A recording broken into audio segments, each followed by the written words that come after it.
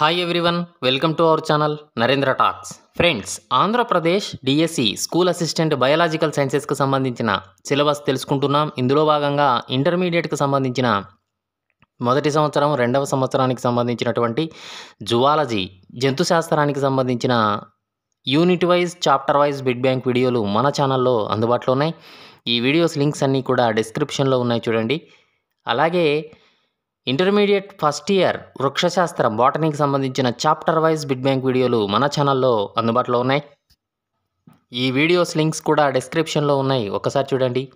అలాగే intermediate second ఇయర్కు సంబంధించిన వృక్షశాస్త్రం బాటనీకి సంబంధించినటువంటి చాప్టర్ వైజ్ బిడ్ బ్యాంక్ వీడియోలు ఒక్కొక్కటిగా తెలుసుకుంటున్నాం. ఇందులో భాగంగా ఇవాళ టాపిక్ ఏంటి అంటే చాప్టర్ 7 బ్యాక్టీరియాలకు సంబంధించిన part 1 Telugu medium text book bid bank video ఇప్పుడు తెలుసుకుందాం. మన ఛానల్లో TET to DSC subject content పేరుతో ప్లేలిస్ట్ ఉందండి. ఇందులో 3rd to 10th క్లాస్, 3వ తరగతి నుంచి 10వ తరగతి దాకా కంప్లీట్ గవర్నమెంట్ టెక్స్ట్ బుక్స్ అయినటువంటి biological sciences, social sciences, physical సైన్సెస్కి సంబంధించిన సబ్జెక్ట్ కంటెంట్ బిడ్ బ్యాంక్ వీడియోలు మన ఛానల్లో అందుబాటులో ఉన్నాయి. కేవలం టెట్ టు డిఎస్సిలకే కాకుండా అన్ని రకాల పోటీ పరీక్షలకు ఉపయోగపడే విధంగా ఈ యొక్క సబ్జెక్ట్ కంటెంట్ బిడ్ బ్యాంక్ వీడియోలను రూపొందించడం జరిగింది. ఈ వీడియోస్ లింక్స్ అన్నీ కూడా డిస్క్రిప్షన్లో ఉన్నాయి, ఒక్కసారి చూడండి. అలాగే అన్ని రకాల పోటీ పరీక్షలు, ఆల్ కాంపిటేటివ్ ఎగ్జామ్స్కి ఉపయోగపడే విధంగా జనరల్ నాలెడ్జ్ అనే పేరుతో ప్లేలిస్ట్ ఉందండి. ఇందులో general knowledge, GK, practice bits videos అందుబాటులో ఉన్నాయి. ఈ వీడియోస్ లింక్స్ అన్నీ కూడా డిస్క్రిప్షన్లో ఉన్నాయి, ఒక్కసారి చూడండి. ఓకే, ఫస్ట్ టైం మన ఛానల్ చూస్తూ ఉన్నట్లయితే సబ్స్క్రైబ్ చేయండి, బెల్ ఐకాన్ ఆల్ మీద ట్యాప్ చేయండి. సబ్స్క్రైబ్ చేయడం వలన ఛానల్లో ఉన్న వివిధ రకాల కంటెంట్ వీడియోలన్నీ కూడా మీరు మిస్ కాకుండా చూడగలుగుతారు. ఓకే, టుడే టాపిక్లోకి వెళ్ళే ముందు వీడియోని అయితే లైక్ చేయండి ఫ్రెండ్స్. లైక్ చేయడం వలన మరిన్ని కంటెంట్ వీడియోలు మీ ముందుకు తీసుకురావడానికి నాకు అవకాశం ఇచ్చిన వారు అవుతారు. కాబట్టి వీడియోని అయితే లైక్ చేయడం మర్చిపోతండి. అలాగే వీడియోను స్కిప్ చేయకుండా కంప్లీట్గా చూడండి, మీకు పూర్తి ఇన్ఫర్మేషన్ ఉంటుంది. ఇక విషయంలోకి వస్తే Andhra Pradesh DSC school assistant biological సైన్సెస్కి సంబంధించిన ఇంటర్మీడియట్ మొదటి సంవత్సరం వృక్షశాస్త్రం బాటనీకి సంబంధించినటువంటి చాప్టర్ వైజ్ బిడ్ బ్యాంక్ వీడియోలు మన ఛానల్లో, text book Telugu medium text book bid bank వీడియోలు మన ఛానల్లో అందుబాటులో ఉన్నాయి. ఈ వీడియోస్ లింక్స్ అన్నీ కూడా డిస్క్రిప్షన్లో ఉన్నాయి, చూడండి. అలాగే ఇంటర్మీడియట్ సెకండ్ ఇయర్కి సంబంధించిన వృక్షశాస్త్రం బాటనీకి సంబంధించినటువంటి చాప్టర్ వైజ్ బిడ్ బ్యాంక్ వీడియోలు ఒక్కొక్కటిగా తెలుసుకుంటున్నాం. ఇవాళ టాపిక్ ఏంటి అంటే చాప్టర్ 7 బ్యాక్టీరియాలకు సంబంధించిన part 1 Telugu medium text book bid bank video ఇప్పుడు తెలుసుకుందాం. మొదటి ప్రశ్నను గమనిస్తూ ఉన్నాం. క్రింది వానిలో బ్యాక్టీరియాలు ఎక్కడెక్కడ నివసిస్తాయి? క్రింది వానిలో బ్యాక్టీరియాలు ఎక్కడెక్కడ నివసిస్తాయి? మృత్తిక, గాలి, నీరు, జీవరాశులు దేహాలపైన, జీవరాశుల దేహాల లోపల, పైవన్నీ. ఆన్సర్ చేయడానికి ట్రై చేస్తూ ఉండండి ఫ్రెండ్స్ కామెంట్ సెక్షన్లో.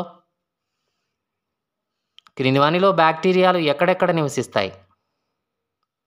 ఆన్సర్ ఈజ్ ఆప్షన్ ఈ, పైవన్నీ అండి. రెండవ ప్రశ్న గమనిస్తున్నాం. బ్యాక్టీరియాలు ఎటువంటి పరిస్థితులను తట్టుకొని జీవిస్తాయి?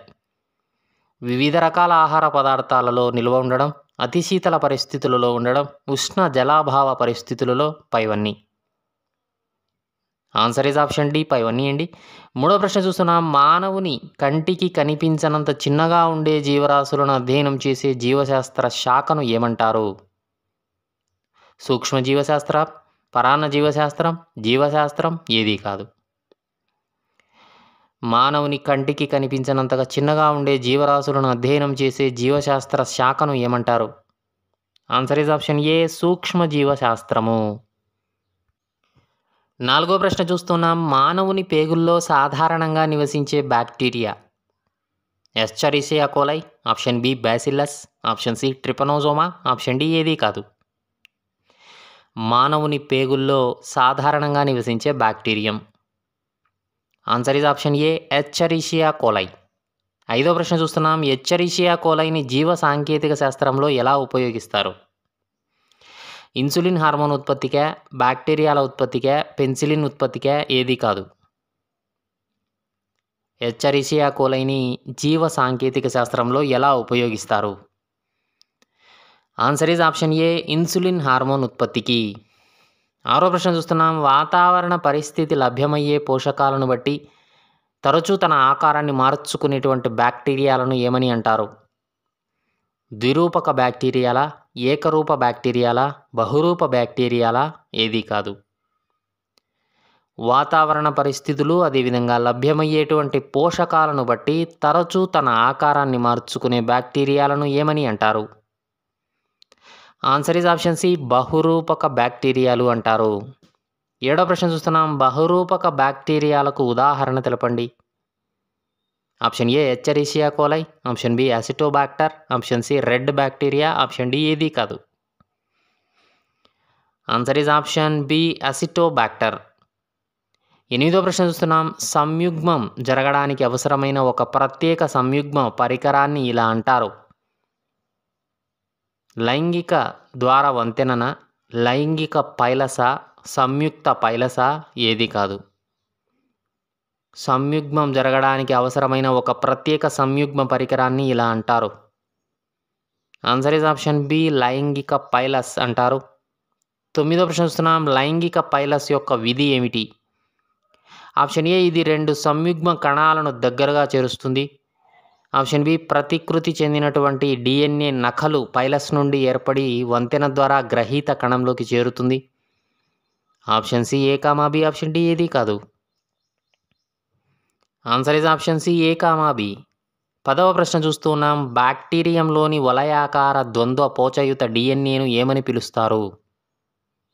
జీనోపోర్, option B bacterial chromosome, option C A comma B, option D ద్వంద్వ బ్యాక్టీరియా. బ్యాక్టీరియంలోని వలయాకార ద్వంద్వ పోచయుత DNAను ఏమని పిలుస్తారు? Answer is option C A comma B, genophore లేదా బ్యాక్టీరియల్ క్రోమోజోమ్ అని కూడా అంటారు. 11వ ప్రశ్న చూస్తున్నాం. బ్యాక్టీరియల్ క్రోమోజోముకు అదనంగా బ్యాక్టీరియాలో ఉండే చిన్న వలయాకార 2 పోగుల DNA అణువును ఏమని అంటారు? జీనోఫోర్, బ్యాక్టీరియల్ క్రోమోజోమ్, ప్లాస్మిడ్, ద్వంద్వ bacteria. Answer is option C plasmid అంటారు. 12వ ప్రశ్న చూస్తున్నాం. క్రింది వానిలో దీనిని ఆధునిక జెనెటిక్ ఇంజనీరింగ్ సాంకేతికతలో వాహకాలుగా ఉపయోగిస్తారు? జీనోపోర్, బ్యాక్టీరియల్ క్రోమోజోమ్, ప్లాస్మిడ్, ద్వంద్వ bacteria. Answer is option C plasmid. 13వ ప్రశ్న చూస్తున్నాం. 2 బ్యాక్టీరియం కణాలు పరస్పరం తాకుట వల్ల జరిగే జన్యు పదార్థ మార్పిడిని ఇలా అంటారు? సంయుగ్మం, బ్యాక్టీరియల్ క్రోమోజోమ్, ప్లాస్మిడ్, ద్వంద్వ బ్యాక్టీరియా. 2 బ్యాక్టీరియం కణాలు పరస్పరం తాకుట వల్ల జరిగే జన్యు పదార్థ మార్పిడిని ఇలా అంటారు? ఆన్సర్ ఈజ్ ఆప్షన్ ఏ సంయుగ్మం అంటారు. 14వ ప్రశ్న చూస్తున్నాం. 2 బ్యాక్టీరియం కణాలు పరస్పరం తాకుట వల్ల జరిగే జన్యు పదార్థ మార్పిడిని సంయుగ్మం అంటారు. అయితే దీనిని ఏ సంవత్సరంలో లెడర్బర్గ్ మరియు టాటమ్లు అనే శాస్త్రవేత్తలు ఎస్చరీషియా కొలైలో పరిశీలించడం జరిగింది? 1940, 1943, 1946, ఏది కాదు. ఆన్సర్ ఈజ్ ఆప్షన్ సి 1946వ సంవత్సరంలో లెడర్బర్గ్ మరియు టాటమ్లు అనే శాస్త్రవేత్తలు ఎస్చరీషియా కొలైలో జన్యు పదార్థ మార్పిడి అయినటువంటి సంయుగ్మంను పరిశీలించడం జరిగింది. 15వ ప్రశ్న చూస్తే నగ్న DNA ఖండితాలను పరిసర వాతావరణం నుంచి స్వీకరించి గ్రహీత కణంలో దాని జన్యు సమాచారం వ్యక్తమవటాన్ని ఇలా అంటారు? జన్యు పరివర్తన, జన్యు సంయోగమా, ఖండిత సమాచారమా, ఏది కాదు. ఆన్సర్ ఈజ్ ఆప్షన్ ఏ జన్యు పరివర్తన. 16వ ప్రశ్న చూస్తూ ఉన్నాం. జన్యు పరివర్తనను ఏ సంవత్సరంలో ఫ్రెడరిక్ గ్రిఫిత్ అనేటువంటి శాస్త్రవేత్త స్ట్రెప్టోకోకస్ నిమోనియాలో కనుగొన్నాడు? 1920, 1925, 1928, 1930. జన్యు పరివర్తనను ఏ సంవత్సరంలో ఫ్రెడరిక్ గ్రిఫిత్ అనే శాస్త్రవేత్త స్ట్రెప్టోకోకస్ నిమోనియాలో కనుగొన్నాడు? Answer is option C 1928. 17వ ప్రశ్న చూస్తున్నాం. బ్యాక్టీరియోమోఫానస్ ద్వారా జన్యు పదార్థం ఒక బ్యాక్టీరియం నుంచి వేరొక బ్యాక్టీరియంకి బదిలీ చెందడాన్ని ఏమంటారు? జన్యు పరివర్తనం, జన్యువహనం, జన్యు సమూహనం, ఏది కాదు. బ్యాక్టీరియోఫానస్ ద్వారా జన్యు పదార్థం ఒక బ్యాక్టీరియం నుంచి వేరొక బ్యాక్టీరియానికి బదిలీ చెందడాన్ని ఏమంటారు? ఆన్సర్ ఈజ్ ఆప్షన్ బి జన్యువహనం అంటారు. 18వ ప్రశ్న చూస్తున్నాం. జన్యువహనాన్ని ఏ సంవత్సరంలో లెడర్బర్గ్ మరియు జిండర్లు అనే శాస్త్రవేత్తలు సాల్మోనెల్లా టైఫీ మ్యూరియర్లో కనుగొన్నారు? 1950, 51, 52 ఏదీ కాదు. ఆన్సర్ ఈజ్ ఆప్షన్ బి 1951లో. 19వ ప్రశ్న చూస్తున్నాం. బ్యాక్టీరియాలను స్వరూపాన్ని బట్టి 4 రకాలుగా వర్గీకరించారు. అవి ఏవి? 1 కోకై, 2 బ్యాసిల్లస్, 3 స్పైరిల్లం, 4 విబ్రియో, పైవన్నీ. ఆన్సర్ ఈజ్ ఆప్షన్ ఈ పైవన్నీ. పై 4 రకాలండి. 20వ ప్రశ్న చూస్తున్నాం. కోకై అంటే గోళాకార బ్యాక్టీరియం. వీటి కణాల సంఖ్య వాటి అమరికను బట్టి కోకైలో 6 రకాలు గలవండి తిరిగి. అవి ఏవి? 1 monococcus, 2 diplococcus, 3 tetracoccus, 4 streptococcus, 5 staphylococcus, 6 sarcina. ఈ 6 రకాలు ఉంటాయి. Option D. Answer is option D పైవన్నీ అండి. ఓకే ఫ్రెండ్స్, వీడియోని అయితే లైక్ చేయండి, ఛానల్ను సబ్స్క్రైబ్ చేసుకోండి. 21వ ప్రశ్న చూస్తున్నాం. ఒక విడి గోళాకార కణము కలిగిన బ్యాక్టీరియాలను ఇలా అంటారు. Option A monococcus, diplococcus, tetracoccus, streptococcus. ఒక విడి గోళాకార కణము కలిగిన బ్యాక్టీరియాలను ఇలా అంటారు. Answer is option A monococcus అంటారు. 22వ ప్రశ్న చూస్తే ఒక జత గోళాకార కణాలు కలిగిన బ్యాక్టీరియాలను ఇలా అంటారు. Monococcus, diplococcus, tetracoccus, streptococcus. Answer is option B diplococcus అంటారు. 23వ ప్రశ్న చూస్తున్నాం. 4 కణాల గుంపుగా ఉన్న బ్యాక్టీరియాలను ఇలా అంటారు. Monococcus, diplococcus, tetracoccus, streptococcus. Answer is option C tetracoccus. 24వ ప్రశ్న చూస్తే ఒక వరుసలో అమరి ఉండే గొలుసు వంటి కణాలు కలిగిన బ్యాక్టీరియాలను ఇలా అంటారు. Monococcus, diplococcus, tetracoccus, streptococcus. Answer is option D streptococcus అంటారు. 25వ ప్రశ్న చూస్తూ ఉన్నాం. గుత్తులుగా ఏర్పడిన కణాలు కలిగిన బ్యాక్టీరియాలను ఇలా అంటారు. Staphylococcus, sarcina. Option C A comma B, option D ఏది కాదు. గుత్తులుగా ఏర్పడిన కణాలు కలిగిన బ్యాక్టీరియాలను ఇలా అంటారు. Answer is option A staphylococcus. 26వ ప్రశ్న చూస్తే 8 కణాలతో ఘనాకారంలో అమరి ఉండే బ్యాక్టీరియాలను ఇలా అంటారు. Staphylococcus, sarcina. Option C A comma B, option D ఏది కాదు. 8 కణాలతో ఘనాకారంలో అమరి ఉండే బ్యాక్టీరియాలను ఇలా అంటారు. ఆన్సర్ ఈజ్ ఆప్షన్ బి సార్సినా అంటారు. 27వ ప్రశ్న చూస్తే ఒంటరిగా ఉండి సాగి ఉన్న కణము కలిగిన బ్యాక్టీరియాను ఇలా అంటారు. మోనోబ్యాసిల్లస్, డిప్లోబ్యాసిల్లస్, స్ట్రెప్టోబ్యాసిల్లస్ ఏది కాదు. ఆన్సర్ ఈజ్ ఆప్షన్ ఏ మోనోబ్యాసిల్లస్ అంటారు. 28వ ప్రశ్న చూస్తే ఒక జత దండాకార కణాలు కలిగిన బ్యాక్టీరియాలను ఇలా అంటారు. మోనోబ్యాసిల్లస్, డిప్లోబ్యాసిల్లస్, స్ట్రెప్టోబ్యాసిల్లస్ ఏది కాదు. Answer is option B diplobacillus. 29వ ప్రశ్న చూస్తే గొలుసులా ఉన్న దండాకార కణాలు కలిగిన బ్యాక్టీరియాలను ఇలా పిలుస్తారు. మోనోబ్యాసిల్లస్, డిప్లోబ్యాసిల్లస్, స్ట్రెప్టోబ్యాసిల్లస్ ఏది కాదు. Answer is option C streptobacillus. 30వ ప్రశ్న చూస్తున్నాం. ఒక స్పష్టమైన సర్పిలాకారము కలిగి సన్నని పొడవైన కార్క్ మరియు స్క్రూ ఆకారంలో ఉండేటువంటి బ్యాక్టీరియాలను ఇలా అంటారు.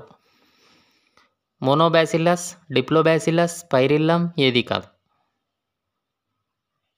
ఆన్సర్ ఈజ్ ఆప్షన్ సి స్పైరిల్లం అంటారు.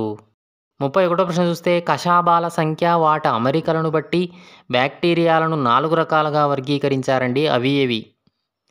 1 ఏకతంతుకం, 2 ద్విధ్రువ తంతుకం, 3 బహుతంతుకం, 4 పరితంతుకం. ఆప్షన్ ఈ పైవన్నీ అండి. 32వ ప్రశ్న చూస్తే ఒకే ఒక ధ్రువ కషాబం కలిగిన బ్యాక్టీరియాలను ఇలా అంటారు. ఏకతంతుకమా, ద్విధ్రువ తంతుకమా, బహుతంతుకమా, పరితంతుకమా. ఆన్సర్ ఈజ్ ఆప్షన్ ఏ ఏకతంతుకం. 33వ ప్రశ్న చూస్తే కణానికి ప్రతి కొనలో ఒక కషాబం ఉంటుంది. ఇటువంటి బ్యాక్టీరియాలను ఏమంటారు? ఏకతంతుకమా, ద్విధ్రువ తంతుకమా, బహుతంతుకమా, పరితంతుకమా.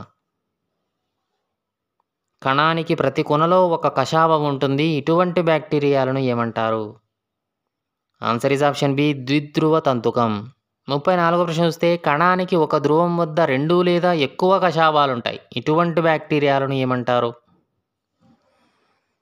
ఏకతంతుకమా, ద్విధ్రువ తంతుకమా, బహుతంతుకమా, పరితంతుకమా? ఆన్సర్ ఈజ్ ఆప్షన్ సి, బహుతంతుకం అంటారు. 35వ ప్రశ్న చూస్తే కషాయాలు కణం ఉపరితలం అంతటా విస్తరించి ఉంటాయి. ఇటువంటి బ్యాక్టీరియాలను ఏమంటారు? ఏకతంతుకమా, ద్విధ్రువ తంతుకమా, బహుతంతుకమా, పరితంతుకమా? ఆన్సర్ ఈజ్ ఆప్షన్ డి, పరితంతుకం. 36వ ప్రశ్న చూస్తే శక్తి కార్బన్ మూలాల ఆధారంగా బ్యాక్టీరియంలో 4 పోషణ సముదాయాలు కలవండి. అవి ఏవి? 1 కాంతి స్వయంపోషితాలు, 2 రసాయన స్వయంపోషితాలు, 3 కాంతి పరపోషితాలు, 4 రసాయన పరిపోషితాలు. ఆప్షన్ ఈ పైవన్నీ అండి. 37వ ప్రశ్న చూస్తే ఇవి సూర్యరశ్మి నుంచి శక్తిని వాతావరణంలోని కార్బన్ డయాక్సైడ్ నుండి కార్బన్ను పొందుతాయి. ఇటువంటి స్వయంపోషితాలను ఏమంటారు?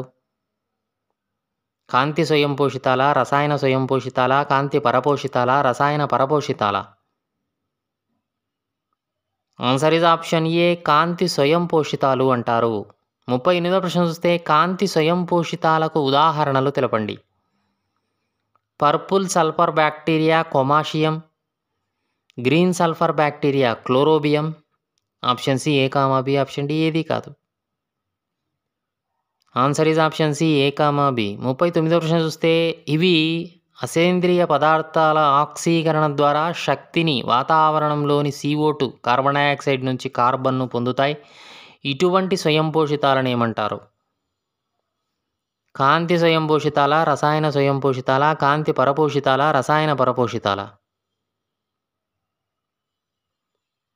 ఆన్సర్ ఈజ్ ఆప్షన్ బి, రసాయన స్వయంపోషితాలు. 40వ ప్రశ్న చూస్తే ఇవి కాంతి నుంచి శక్తిని, సేంద్రియ పదార్థాల నుంచి కార్బన్ను పొందుతాయి.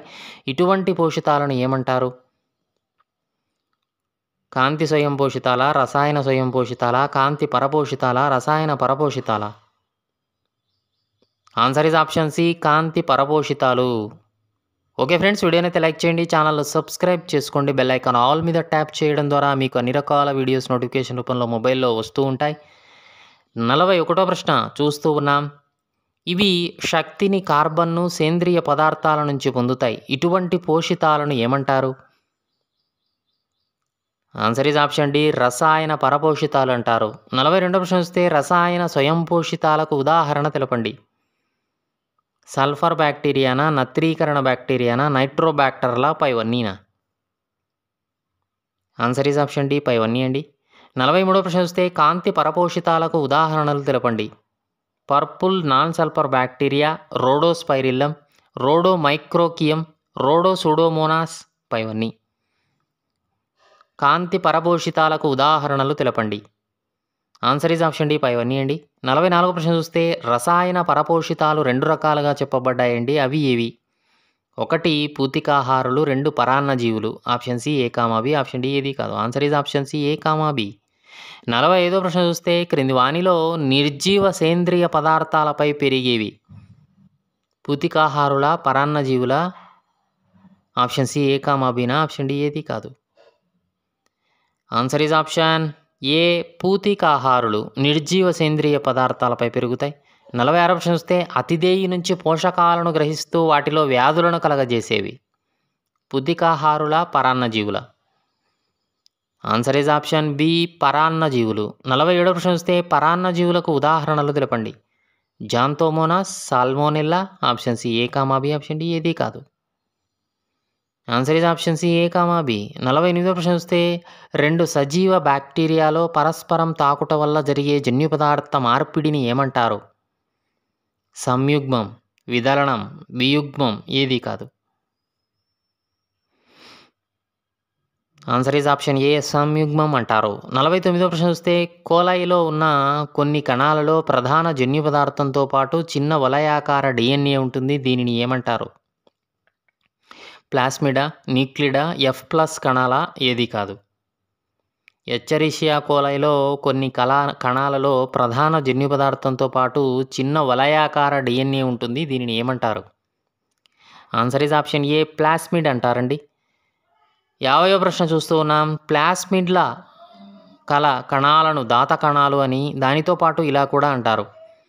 ప్లాస్మిడ్ కణాలను దాత కణాలు అని, దానితో పాటు ఏమంటారు? ప్లాస్మిడ్లు అంటారా, న్యూక్లియిడ్లు అంటారా, ఎఫ్ ప్లస్ కణాలా? ఏది కాదు. Answer is option C, F plus కణాలు అని కూడా అంటారు, దాత కణాలు అని కూడా అంటారు ప్లాస్మిడ్ కణాలను. ఓకే ఫ్రెండ్స్, ఇది Andhra Pradesh DSC school assistant biological sciences సిలబస్లో భాగంగా ఇంటర్మీడియట్ సంబంధించిన సిలబస్లో ఇంటర్మీడియట్ సెకండ్ ఇయర్కి సంబంధించిన వృక్షశాస్త్రం బాటనీకి సంబంధించిన చాప్టర్ 7 బ్యాక్టీరియాలకు సంబంధించిన part 1 text book, Telugu medium text book bit bank video నచ్చిందా?